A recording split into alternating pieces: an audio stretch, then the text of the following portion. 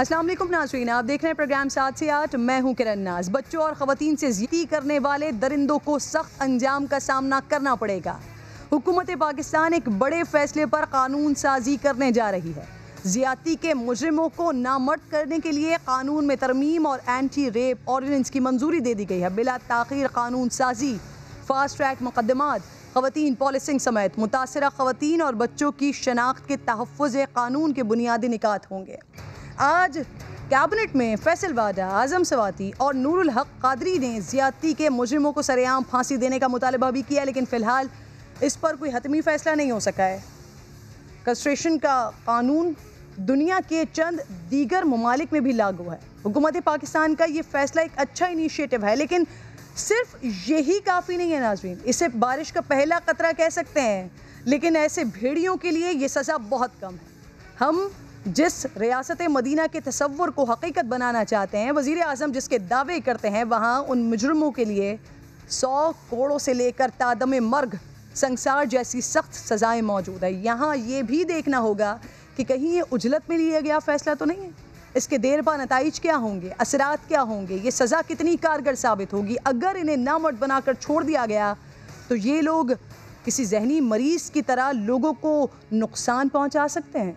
उन्हें किसी तौर भी सज़ाए मौत से कम सज़ा नहीं होनी चाहिए। हुकूमत के फ़ैसले पर उलमा, समाजी तंजीमों का क्या रद्द-ए-अमल है, प्रोग्राम में आपको खुशामदीद कहूँगी नाज़रीन। और आगाज़ में इसी अहम फ़ैसले के बारे में मैं बात करने जा रही हूँ, क्योंकि बड़ा इम्पॉर्टेंट है बहुत सारे दिनों से। और जब जब ये अजीब व गरीब किस्म के वाक़यात हमारे सामने आते रहे, तब तब सिविल सोसाइटी की जानिब से भी आवाज़ उठाई जाती रही, हम भी मुसलसल इस पर आवाज़ उठाते रहे। लेकिन अब कुछ ऐसा भी सामने आ रहा है कि उलमा कराम इस फ़ैसले की मुखालिफत कर रहे हैं। मज़ीद कुछ लोग भी हैं जो इस फ़ैसले के हवाले से मुखालिफत करते हुए दिखाई दे रहे हैं। तो इन तमाम पहलुओं पर इसका अहाता करूँगी। प्रोग्राम में मेरे साथ राग़िब नईमी साहब भी ज्वाइन कर चुके हैं, मजहबी स्कॉलर हैं। इसके साथ साथ तहरीम ज़ुबैरी पाकिस्तान की नामवर आर्टिस्ट हैं, वो भी मुझे प्रोग्राम में ज्वाइन कर चुकी हैं।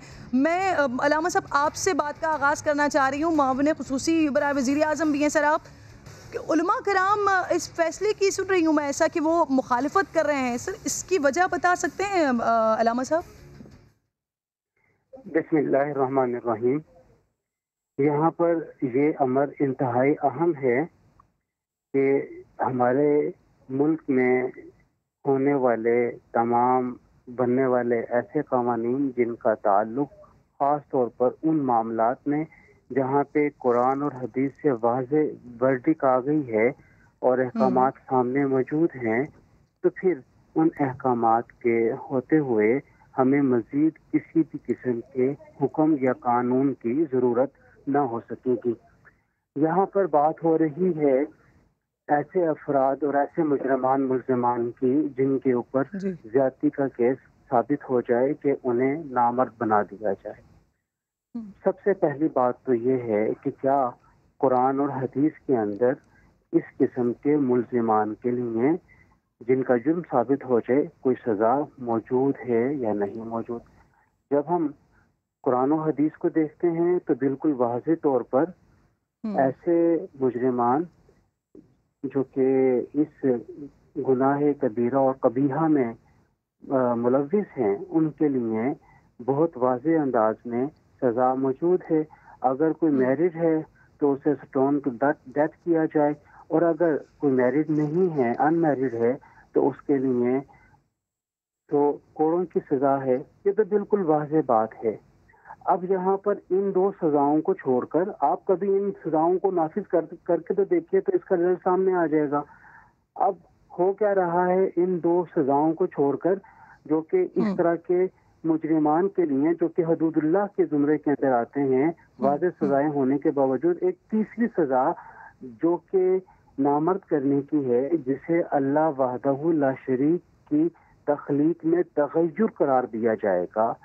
ऐ ऐसी सज़ा जिससे इंसान की वो हैयत जो कि अल्लाह ताला की तरफ से मुकर्रर की गई है, उसमें अगर हुँ, अल्लाह का हुक्म शामिल नहीं है, उस सज़ा को आप लेकर आएँगे, तो वो अल्लाह ताला की तख्लीक के अंदर तगय्युर का ज़ुमरे में आएगा, जिसकी किसी भी तौर पर कहीं पर भी इजाज़त नहीं है, शरीयत इसकी इजाज़त नहीं देती है। देखिए, हमने किसी भी कानून को बनाना है, हमने शरीयत के पैरामीटर्स नहीं बनाना है। अगर जी। शरीयत के पैरामीटर्स हमें वहाँ पे अवेलेबल नहीं है, फिर हम हम्म। ताज़ीरन उसके लिए किसी भी किस्म की और सज़ा का सोच सकते हैं, उसके ऊपर कोई कदगन नहीं है। लेकिन जहाँ पर शरीयत के पैरामीटर्स डिफाइंड हो गए हैं, हम हाँ। उस डिफाइंड पैरामीटर से एक्सीड नहीं कर सकते। करेंगे तो फिर शरीयत से मुतसादिम तसादुम आएगा। सर इसलिए बड़ा वैलिड पॉइंट उलमा नईमी साहब बड़ा बड़ा वैलिड पॉइंट आपने उठाया है। ये शरन जो मसला है उसको आप बयान करें। तो सर अगर उलमा कराम की राय नहीं ली जाती और इस पे इम्प्लीमेंट किया जाता है, इस कानून को लाया जाता है, तो फिर उलमा कराम का क्या रिएक्शन होगा? मेरा ये ख्याल है कि उलमाए कराम इसके ऊपर अपना एहतजाज ज़रूर रिकॉर्ड करवाएंगे, क्योंकि और हर वो तरीक़ाकार इख्तियार करेंगे, कानूनी तरीका लाज़मी तौर पे, कि जिसके ज़रिए से इस ऑर्डिनेंस को जो पास होने जा रहा है उसके बारे में चाहे अदालत उज़्मा के अंदर किसी किस्म की रिट फाइल कर दें कि इसको अमल दरामद से रोका जाए, चाहे वो वफाकी शरई अदालत के अंदर हो जाए। वो तो देखेंगे कि किस लेवल के ऊपर जाके इसको बात करनी है। और बाकी रही इसके ऊपर तहकीकी मकालाजात के लिखने की और तहकीक जी। के हवाले से बात करने की, वो तो बिल्कुल वाज़ेह बात है, उसमें कोई दूसरी राय नहीं है। हम तो शुरू ही से ये कहते राग़िब नईमी चले आ साहब, रहे हैं। बिल्कुल ठीक है, आपने बताया। लोग जानते भी हैं इस बारे में कि इस्लाम में डिफ़ाइन तरीक़ा इस तरह के मुजरिमान के लिए, उनके लिए सज़ाएँ मौजूद हैं। लेकिन अब ये हुकूमत की जानिब से, क्योंकि वज़ीर आज़म साहब ने कहा था, फैसल वाडा साहब ने कहा था, और उसके बाद अब इसकी मंजूरी वज़ीर आज़म साहब ने दे दी है। तहरीम ज़ुबैरी साहिबा, आप बड़ी पेश उन तमाम मूवमेंट में रहीं जब इस तरह के ये मंदोनाक वाक़यात हमारे सामने आए। आप भी मुतालबा करती रहीं, सरेआम हैंग करने की भी बात होती रही, दीगर मुतालबात भी होते रहे। अब जो फैसला किया गया वज़ीर आज़म साहब की जानिब से, जो मंजूरी दी गई है, इस पे ये समझती हैं आप खुशाइंद है ये? अस्सलाम वालेकुम किरण। वालेकुम मैं अस्सलाम। सिर्फ इतना कहना चाहूँगी कि अगर इसके लिए गवर्नमेंट कोई स्टेप फॉरवर्ड ले रही है और इसके ऊपर अमल दरामद करने की कोशिश कर रही है, तो ये तमाम लोगों के लिए बहुत एक सिक्योरिटी की फीलिंग है। और मैं मुफ्ती साहब की बात भी सुन रही थी और बहुत गौर से सुन रही थी, क्योंकि इन लोगों की राय यकीनन हम लोगों के लिए बहुत अहम होती है, क्योंकि ये Obviously। कुरान और हदीस की रोशनी में जो भी बात करते हैं या जो भी राय देते हैं, जो भी मशवरा देते हैं, वो उस हिसाब से होता है। मैं सिर्फ इतना कहना चाहूँगी कि मैं उलमा साहब की मुफ्ती साहब की बात भी सुन रही थी, उनकी बात भी बिल्कुल दुरुस्त है। लेकिन मेरा साथ इनसे और तमाम उलमाए कराम से और तमाम मुफ्तियान से ये सवाल भी है कि अब तक आप लोगों ने हुकूमत पे इस बात के लिए क्यों जोर न दिया कि जो इस तरह के मुजरिमान हैं या जो इस तरह के गुनहगार लोग हैं, जो ना उम्र देखते हैं, ना कोई नस्ल देखते हैं, रीजन देखते हैं, और वो किसी भी उम्र की इंसान या किसी भी उम्र की लड़की या लड़के के साथ इस तरह का घिनौना अमल कर देते हैं, जिसकी वजह से ना सिर्फ उस एक खास इंसान की बल्कि उससे जुड़े हुए तमाम लोगों की जिंदगी जो है वो हमेशा के लिए इफेक्ट हो जाती है, हमेशा के लिए उससे नुकसान में आ जाती है, या एक ना खत्म होने वाले दुख या गम में आ जाती है।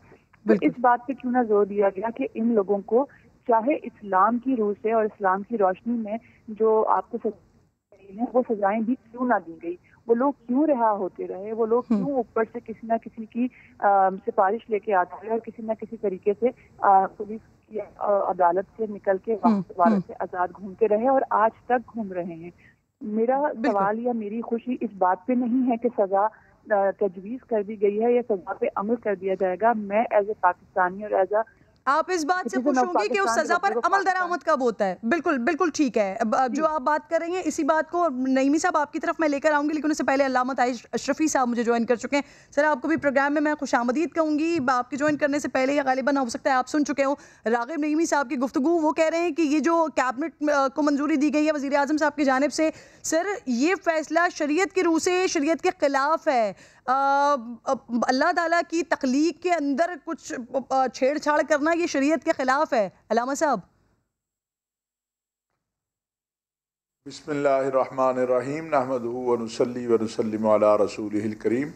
देखिए, मैं चूँकि पिछले चंद दिन से बीमार था तो इस मामले में मैं समझता हूँ कि हमारी इस्लामी नज़रियाती कौंसल जो है वो मौजूद है, और अगर कोई ऐसी चीज़ आई है तो इंशाअल्लाह इस्लामी नज़रियाती कौंसल के अंदर उसको देखा जाएगा। और चूँकि पाकिस्तान का आइन और क़ानून ये कहता है कि यहाँ पर कोई भी कानून साजी कुरान और सुन्नत के ख़िलाफ़ नहीं हो सकती, तो इंशाअल्लाह जब ये इस्लामी नज़रियाती कौंसल के पास जाएगा तो जो चीज़ें इस्लाह तलब होंगी वहाँ ज़रूर हल होंगी। जी, अब अलामा साहब थोड़ी सी देर के लिए इस चीज़ को हम अलग कर देते हैं कि आप माविन ख़ुसूसी हैं बतौर एक आलिम दीन। सर, आपका क्या इज़हार ख्याल है, आपकी क्या राय है इस फैसले को देखते हुए? सर देखिए, गुजारिश ये है कि एक तो अदलिया का इख्तियार है और दूसरा कुरान और सुन्नत में जो चीज़ें वाज़े हैं उसको तो ना मैं बदल सकता हूँ ना कोई और बदल सकता है। तो जहाँ कुरान और सुन्नत के अहकामात आ जाएंगे वहाँ हम सबको उस पर अमल करना है। तो इसीलिए मैंने कहा कि हमारे पास इस हवाले से इस्लामी नज़रियाती कौंसल मौजूद है और इंशाअल्लाह इस्लामी नज़रियाती कौंसल के पास जब ये चीज़ आएगी तो वो इस पर कुरान और सुन्नत के मुताबिक अपना राय भी देगी, अपना फैसला भी देगी। हाँ। और क्योंकि पाकिस्तान के अंदर कोई चीज़ भी पाकिस्तान का आइन और दस्तूर जब ये कहता है कुरान और सुन्नत के खिलाफ नहीं हो सकती, तो फिर कैसे कोई कानून साजी ऐसी हो सकती है जो कुरान और सुन्नत के खिलाफ हो। बाकी जहाँ तक इन मुजरिमीन की बात है तो मैं ये समझता हूँ कि इनको निशान इबरत बनाने के लिए सरेआम सजाएं देनी चाहिए। ये मेरा ज़ाती नुक्ता नज़र है, पाकिस्तान उलमा कौंसल का नुक्ता नज़र है कि इनको सरेआम सजाएं देनी चाहिए। 10 से 15 दिन में इनका ट्रायल हो, जो दहशतगर्दी कोर्ट से लेकर सुप्रीम कोर्ट तक, और उसी जगह इन मुजरिमों को लटकाना चाहिए जिस जगह इन्होंने ज़्यादती की है या जिस जगह इन्होंने जुर्म किया है। इनके लिए मैं वो उन लोगों को जो इंसानी हकूक की, इनको वो उस माँ का इंसानी हक याद नहीं आता है जो अपने बच्चों के सामने रेप हो जाती है, उस बच्चे मासूम का इंसानी हक याद नहीं आता है कि जिसको जो कुरान पढ़ने जाता है और वो निशाना बन जाता है। वो बच्ची जो कुरान पढ़ने जाती है, स्कूल जाती है, कॉलेज जाती है, तो हमें ये सारी चीजें अपने सामने रखनी चाहिए। अलामा साहब, यानी तो आपकी बात से ना कि उस अलामा साहब, मैं आपकी बात से ये समझ सकती हूँ कि आप सरेआम फांसी के, सरेआम लटकाने के हक में हैं, लेकिन ये नामर्द करने वाले फैसले इसको आप शरीयत की रूह से आप समझते हैं ये शरीयत के खिलाफ है या फिर आप इसके हक में नहीं है? सर, मैं ये समझ सकती हूँ आपकी बात से। देख, मैं बिल्कुल इस हक में हूँ कि सरेआम सजाएं देनी चाहिए। और ये जो फैसला है, ये मैंने जैसे कहा कि जब इस्लामी नजरियाती कौंसल में आ जाएगा तो कुरान और सुन्नत के मुताबिक जो है इसके ऊपर जो राय है वो बिल्कुल दी जाएगी और वही राय होगी। कोई भी, मैंने कहा मैं या आप या कोई भी हो, हमें कोई इख्तियार नहीं है कि जिन मामलात में कुरान और सुन्नत ने फैसला दे दिया है हम उनको उनके तब्दील करने या उनके ऊपर अपनी राय देने का कोई मामला करें। तो इसलिए चूंकि ये एक ऐसा मामला है जिसको इस्लामी नजरियाती कौंसल में डिस्कस होना चाहिए, इस पर तमाम जो वहाँ हमारे डॉक्टर राग़ब नईमी साहब भी मेंबर हैं, बाकी भी इन हजरात की जो राय आएगी इंशाल्लाह वही हतमी राय होगी। और अलामा साहब, बड़ी प्यारी बात तहरीम ज़ुबैरी साहिबा ने भी की, क्योंकि ये भी एक अहम सतून है, ये फनकार बिरादरी है, ये भी एक अहम रोल रखते हैं पाकिस्तान में। तो उन्होंने बड़ी अच्छी बात की कि उलमा कराम जहाँ शरीयत के खिलाफ कोई चीज़ हो रही होती है उसके खिलाफ जब बात करते हैं तो फिर ऐसी सजाओं की इम्प्लीमेंट के लिए भी हुकूमत के ऊपर दबाव बनाना चाहिए, होना चाहिए। बहुत बहुत शुक्रिया। अलामा साहब, आप मेरे साथ ही मौजूद हैं प्रोग्राम में, बात कंप्लीट कर लें। मैं एक बात अर्ज कर दूं कि हमारा तो रोज़े अव्वल से यही तो मुतालबा है कि आप अमल करें। कानून तो बहुत सारे मौजूद हैं, कानूनों पे अमल नहीं होता। जब अमल हो जाएगा तो ये जुर्म रुकेंगे। अमल ही तो नहीं होता जिसकी वजह से ये जराइम बढ़ रहे हैं। बिल्कुल ठीक है। राग़िब नईमी साहब, लेट होता है जी कि राग़िब नईमी साहब, आपका बेहद शुक्रिया। तहरीम ज़ुबैरी साहिबा, आपका बेहद शुक्रिया। अलामा साहब, आप मेरे मौजूद हैं। कोरोना के हवाले से मैंने बात करनी है। तो नाज़रीन, कोरोना वायरस एक बार फिर अपनी दहशत के साथ वापस आ रहा है, पाकिस्तान भर में फैलता जा रहा है, अस्पतालों में वेंटिलेटर्स बढ़ते जा रहे हैं, मरीजों की तादाद तेज़ी से बढ़ती जा रही है और मज़ीद बढ़ने का खदशा ज़ाहिर किया जा रहा है। हालात कंट्रोल ना किए तो सूरत हाल बदतरीन हो सकती है। अब इसी तनाजुर में हुकूमत पाकिस्तान ने बड़े इज्तिमात पर पाबंदी लगा दी है, स्कूल बंद कर दिए हैं, इंडोर डाइनिंग बंद हो गई है, इंडोर शादियाँ बंद, जिम बंद, सिनेमाज, मज़ारात तक बंद कर दिए गए।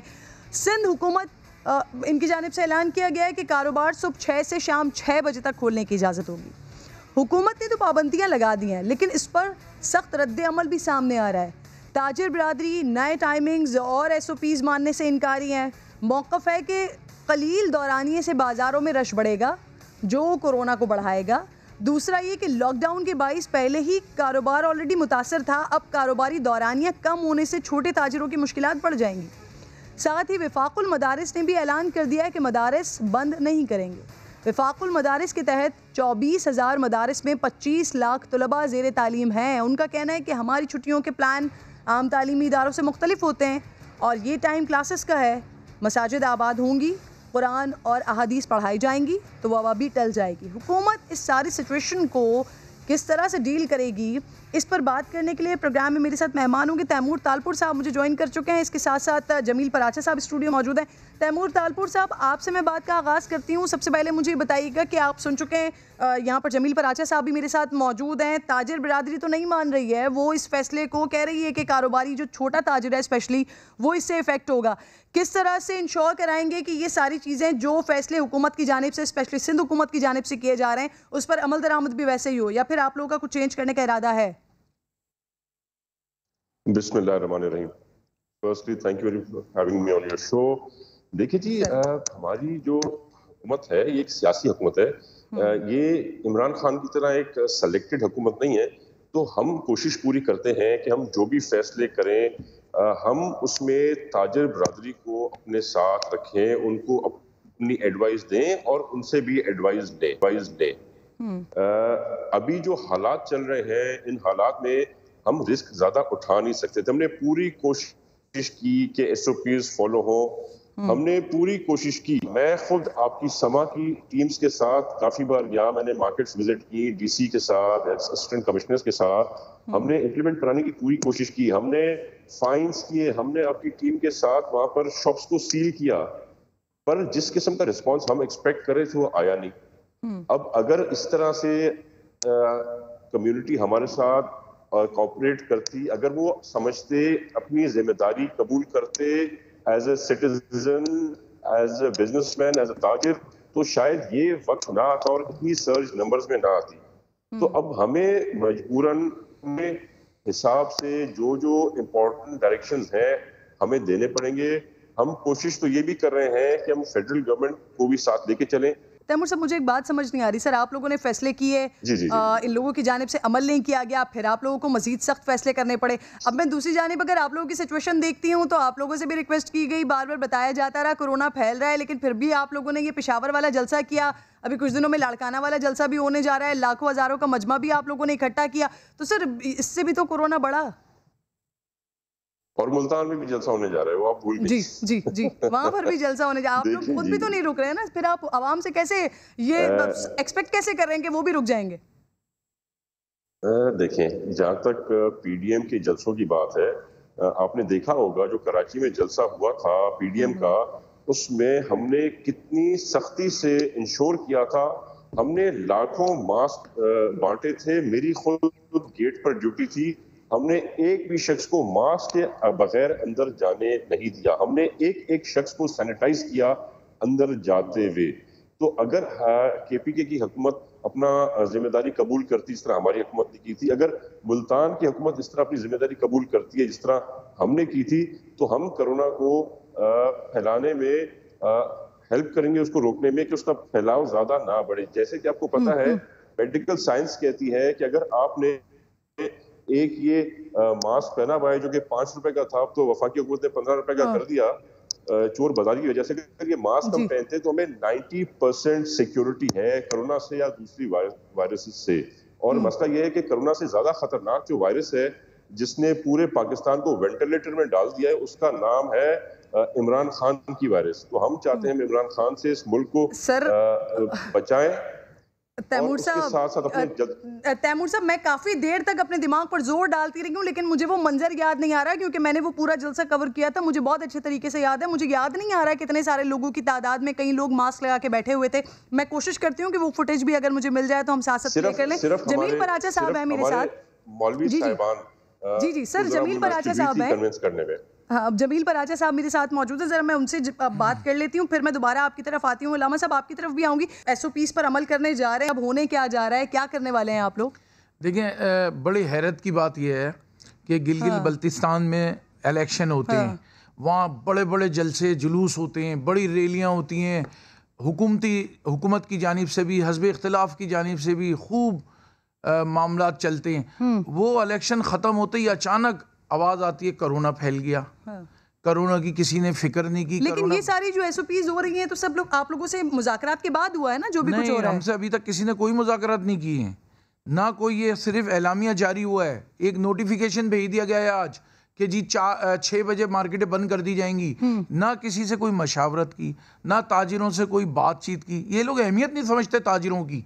ताजिरों को अहमियत दी जाए, इनका जब हमसे रेवेन्यू हासिल करते हैं तो इनके अखराजात चलते हैं। बेशतर मार्केट्स हैं जो बंद नहीं हुई हैं, तो हमने ऐलान किया कि बंद नहीं होंगी। तो ये सर ये बॉयकॉट फिर क्या, ये हुकूमत बात ये है कि हुकूमत ने हमसे कोई मुज़ाकरात नहीं की। नहीं, फिर अगर गिरफ्तारियां होती है फिर क्या होगा? गिरफ्तारियां देने के लिए तैयार हैं, क्या करें? अपने पेट के खातिर सब कुछ करेंगे, अपने बच्चों के खातिर करेंगे। इन्होंने तो एक मजाक बना दिया इस चीज़ को। जलसे जुलूसों पर कोई पाबंदी नहीं है, सिर्फ ताजिरों के यहाँ से कोरोना निकलता है और पूरे शहर में फैल जाता है। आप एक बात बताएं मुझे कि इन लोगों ने कितनी पासदारी की है इन चीज़ों की। आज गवर्नमेंट ऑफ सिंध ये एलामिया जारी कर रही है कि 6 बजे मार्केटें बंद की जाए। गवर्नमेंट ऑफ सिंध खुद क्या कर रहे हैं ये तो देखें। जलसे जुलूस इनके रोज रोज हो रहे हैं। अभी भी इनका जलसा मुल्तान में होने जा रहा है। तो क्यों ये उन SOPs पे अमल क्यों नहीं कर रहा है? क्यों उस चीज़ को पहले नहीं कर रहा है? सिर्फ ताजिरों को दीवार से लगाने की एक बहुत बड़ी साजिश है। देखें, पाकिस्तान की मईशत को तबाह करना है तो इसी तरह चलाएंगे। एक कोरोना एक हकीकत है जो हमलना है, नहीं पता 6 महीने चलेगा। आपके पास कोई अच्छा आइडिया है कि रुक भी जाए और कारोबार भी लोगों का नुकसान ना हो? मैं उसी तरह बात कर रहा हूँ ना कि देखें, कोरोना हमारे साथ साल, 2 साल, 3 साल, 5 साल, 6 महीने कितना चलेगा किसी को नहीं पता।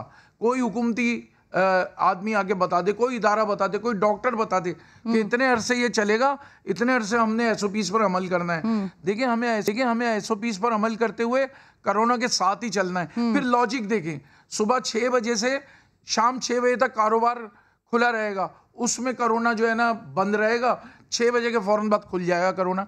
ये कौन सी लॉजिक है मुझे बताएं ना, कि एकदम कोरोना खुल जाएगा 6 बजे के बाद, वो सड़कों पे रक्स करेगा। अच्छा तैमूर साहब, इसी बात का प्रॉब्लम था सर। बार बार हम यही बात कर रहे थे कि जब आप खुद SOPs पर अमल नहीं कर रहे हैं या फिर आप खुद तमाम हिदायत को फॉलो नहीं कर रहे हैं, तो फिर आप आवाम से कैसे एक्सपेक्ट कर सकते हैं? और अब ये बड़े वैलिड शिकवे कर रहे हैं, और वही शिकवे कर रहे हैं कि आप लोग खुद अमल नहीं कर रहे हैं, लेकिन ताजर बिरादरी को आप कह रहे हैं कि जी आप बंद हो जाएं, आप SOPs पर अमल करें। सर वैलिड पॉइंट्स उठा रहे हैं तैमूर साहब।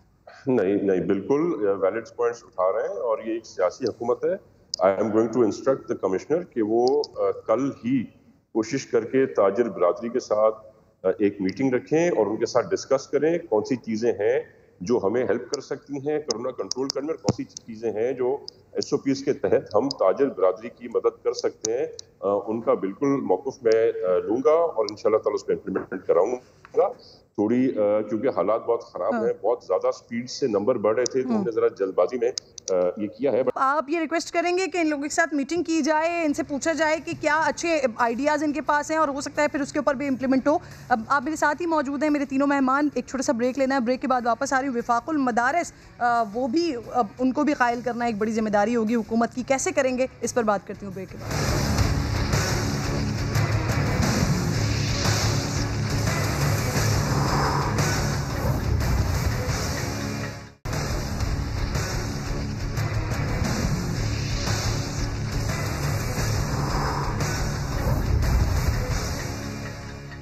वेलकम बैक वंस अगेन जी। कोरोना के हवाले से जो नई SOPs, नई हिदायत आई हैं, उस पर एक तरफ ताजिर बिरादरी है, वो जो अहकामात है वो मानने से इनकारी है। दूसरी जानिब वफाकुल मदारिस, वो भी अहकामात मानने से इनकारी है। लेकिन इसी सारी सिचुएशन में जो एक मेरे लिए तो ये अलमिया वाली बात है जो मेरे सामने आई है, जिससे बड़ी तकलीफ हो रही है कि इसी माशरे में, हम इसी मुल्क में जब कभी PUBG बंद होता है या कभी TikTok बंद होता है, तो यही हमारे कौम के जो मेहमान हैं, हमारे बच्चे हैं, वो एहतजाज करते हैं, चीखते चिल्लाते हैं, सोशल मीडिया पर दिखाई देता है भरपूर। लेकिन अब जबकि स्कूल बंद हुआ है, कॉलेजेस बंद हो रहे हैं, तालीमी साल ऑब्वियसली तालीम का हर्ज होगा, तो यहाँ पर स्टूडेंट्स मुझे खुशियाँ मनाते हुए दिखाई दे रहे हैं, जो बड़ी तकलीफ की बात है।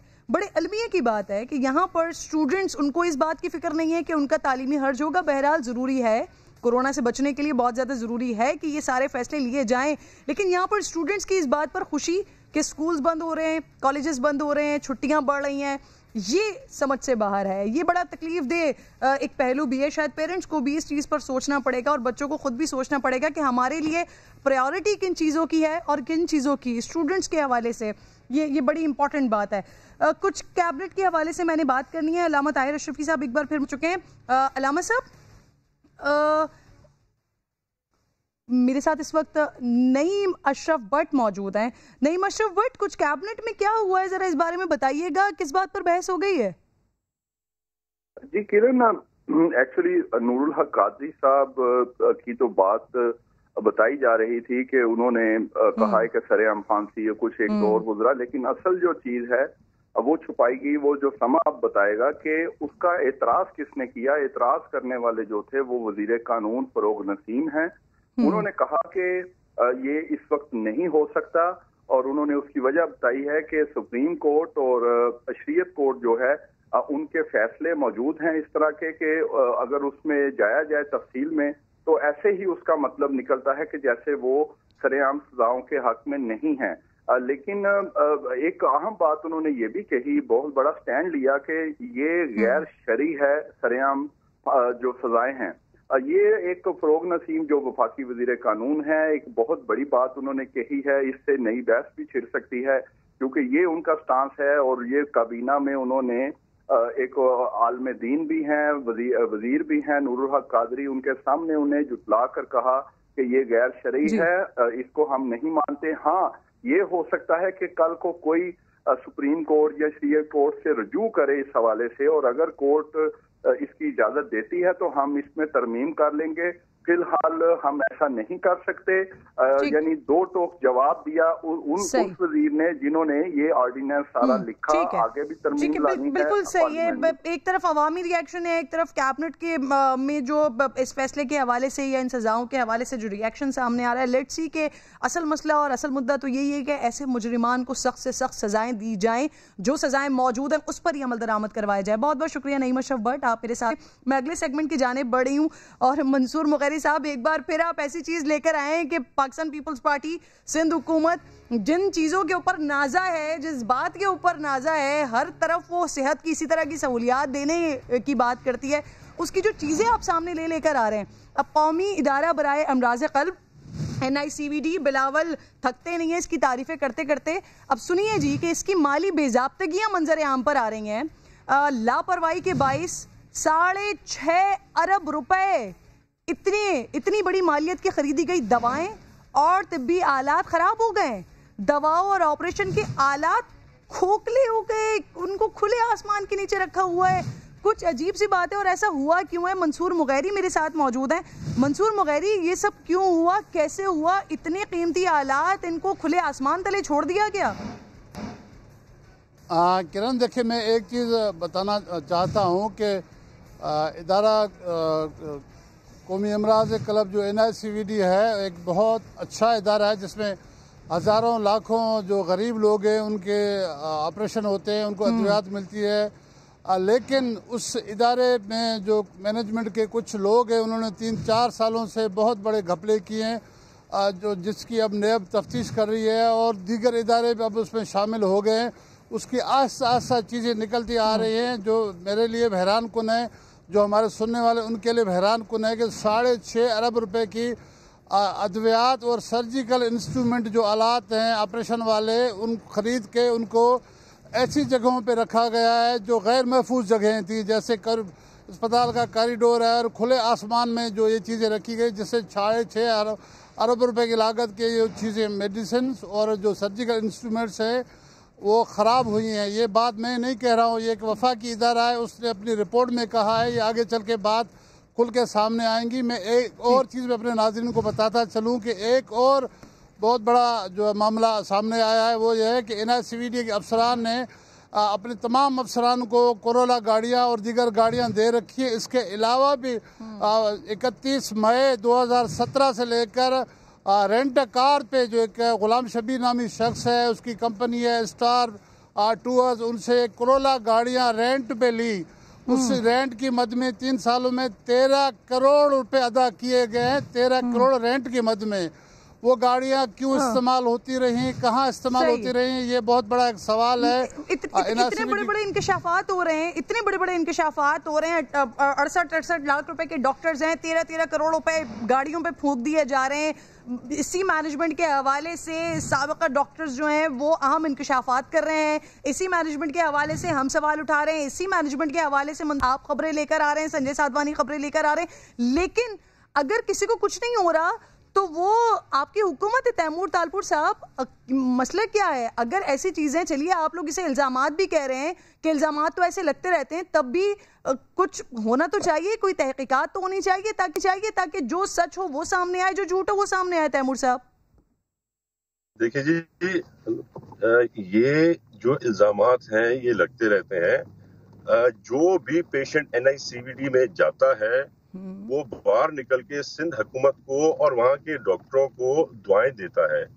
जिस तरह से मुफ्त इलाज NICVD में हो रहा है, मेरे ख्याल से पूरे पाकिस्तान में कहीं इस क्वालिटी की मेडिकेशन और प्रोसीजर्स कहीं भी नहीं हो रहे। अगर कोई चीज ऐसी हो सकती है, कोई 100 डॉक्टर्स में से कोई एक डॉक्टर खराब हो सकता है, पर मेरे नॉलेज में अभी तक एक भी चीज में कोई भी वजन नहीं है।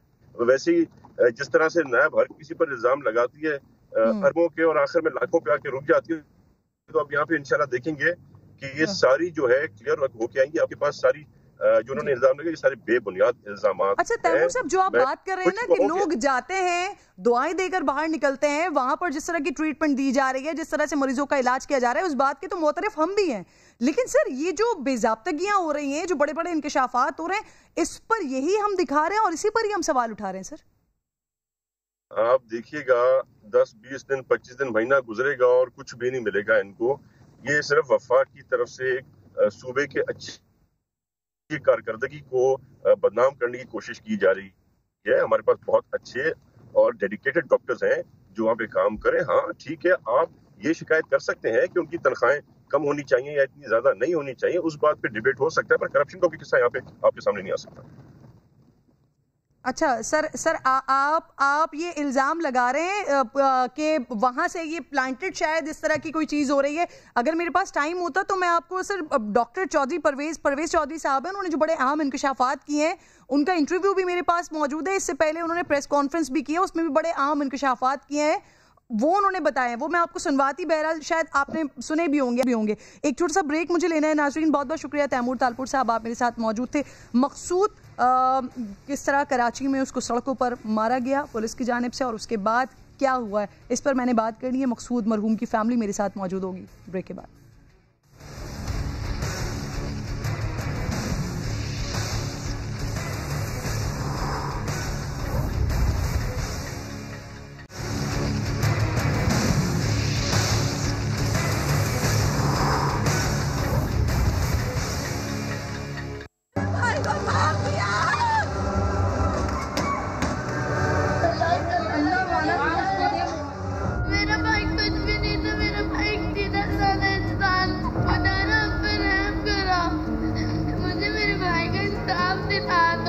हमारा बेटा पुलिस वालों ने मारा है और शहीद किया है, हम पुलिस वालों को कैफरे करदार तक पहुंचाएंगे। जिस मुल्क में 5 बहनों का भाई मार दिया जाए, कसूरवार कौन नहीं मालूम। अगर ये जंगल है तो जंगल का भी तो कोई कानून होता है।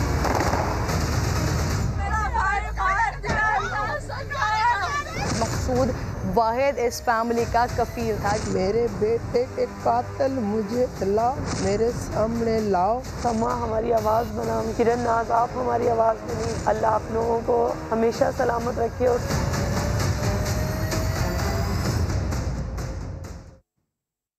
नाज़रीन, मुझे इस वक्त मौला अली करमुल्लाह वजहू की इमाम हसन हुसैन को वो आखिरी वसीयत याद आ रही है। बिस्तर शहादत पर आपका वो जुमला, जालिम के दुश्मन और मजलूम के मददगार बने रहना। सहाफ़ती करियर में हमसे बहुत सी भूल चूक हो जाती है, लेकिन कुछ चीज़ें ऐसी हैं जो मेरी ज़िंदगी का सरमाया है। गुज़िश्ता दिनों एक फ़ैसला आया जिसने बहुत सी यादों को फ़्लैशबैक किया। सत शुक्र रब ताला का, मकसूद कत्ल केस का फ़ैसला हो गया। 18 जनवरी 2018 जब मुजरिम ASI तारिक ने साथियों के हमरा एक रक्शे पर अंधाधुंध गोलियां बरसाई, जिसमें 5 बहनों का इकलौता भाई मकसूद मारा गया। पेटी भाई को बचाने के लिए पुलिस ने वाक़े को डकैती का रंग देने की पूरी कोशिश की। बिलाखिर 2 साल बाद ATC ने कातिल ASI तारिक को सजाए मौत सुना दी है। 2 लाख रुपए लवाहिकीन को अदा करने का हुक्म भी दिया है। मकसूद की सबसे छोटी लाडली सी बहन बेनज़ीर इस वक्त मुझे प्रोग्राम में ज्वाइन कर चुकी है। बेनज़ीर, बहुत बहुत शुक्रिया आपका। खुश हो बेनज़ीर जो फैसला सामने आया उससे? अस्सलाम वालेकुम। मैं आप लोगों की बहुत शुक्रगुजार हूँ, हमारी वीडियो के पीछे जो स्टूडियो के उनके शुक्रगुजार हूँ, कैमरामैन की शुक्रगुजार हूँ, आप सबके मैं शुक्रगुजार हूँ। आप मेरी आवाज़ बने, मेरे भाई को साथ दिला, आप सबने मदद की। और मैं ये मेरे लिए खुशी का दिन है कि मैं अपने भाई को एक शहीद का लक़ब दे चुकी हूँ और मेरे भाई को इंसाफ की पूरी उम्मीद मुझे अल्लाह से थी, आप सब से थी, और आप लोगों ने मेरे भाई को इंसाफ दिलाने में मेरी पूरी मदद की है। बेनज़ीर, जिस वक्त ये आपके भाई को कत्ल किया गया उसके बाद आपसे बहुत सारे वादे किए गए, आपके घर की किफ़ालत का भी वादा किया गया, सिंध हुकूमत के बहुत सारे लोग आए, उन्होंने वादा किया। आपका नाम मुझे अच्छे तरीके से याद है कि आपके घर वालों ने आपका नाम बेनज़ीर क्यों रखा था। इस बात पर बिलावल ने भी अब आपके लिए बात की थी। वो सारे वादे पूरे हुए हैं? आपके घर की किफ़ालत के हवाले से कोई वादे पूरे हुए हैं? किफ़ालत कोई पूरी नहीं हुई।